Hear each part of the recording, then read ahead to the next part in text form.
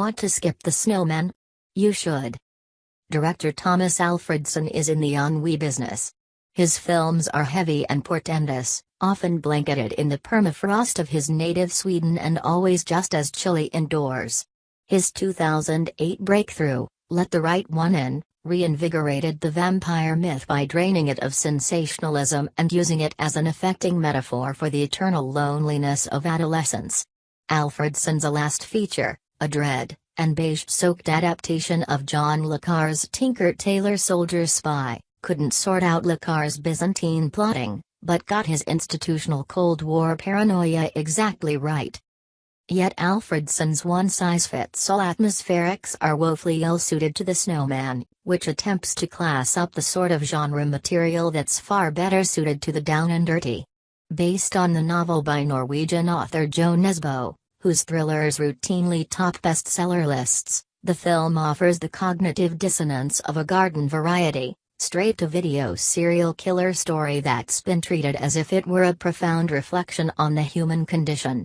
It's the rare case where the presence of top-of-the-line talent, a cast that includes Michael Fassbender, Rebecca Ferguson, Charlotte Gainsbourg, and J.K. Simmons, photography by Dion Beebe, who shot Chicago and won an Oscar for Memoirs of a Geisha, and Martin Scorsese's editor, Thelma Schoonmaker, sharing a co-credit, winds up exacerbating the problem.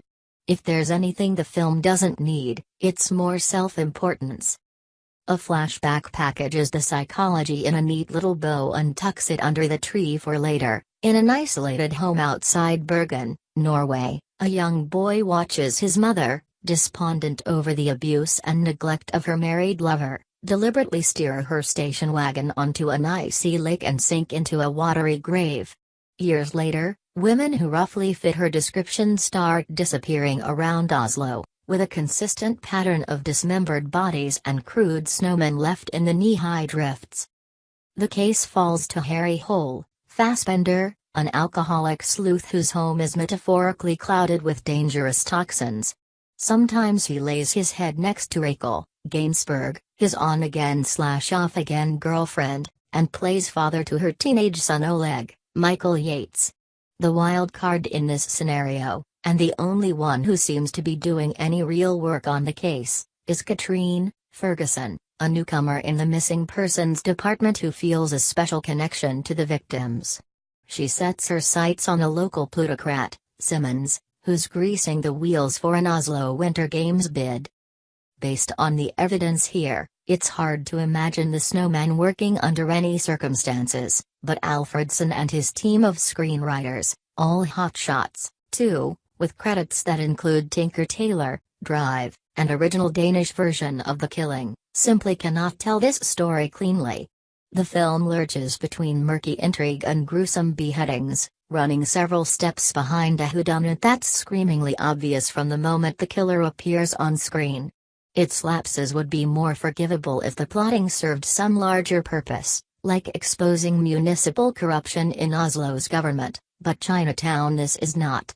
This is a lurid thriller about a guy who cuts off people's heads and leaves snowmen as a calling card.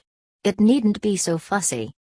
Alfredson expends on the winter wonderland of Let the Right One In, covering Oslo and the Norwegian countryside in a blizzard that never subsides. But Fassbender's uncharacteristically morose, rudderless performance either sets the tone for the film or vice versa, as if a show of passion would seem too gauche. The Snowman was never going to be a jolly happy soul, but its air of seriousness is oppressive and boring when it isn't outright laughable. In trying to reconcile low thrills with high art, the film lands face down in the slush.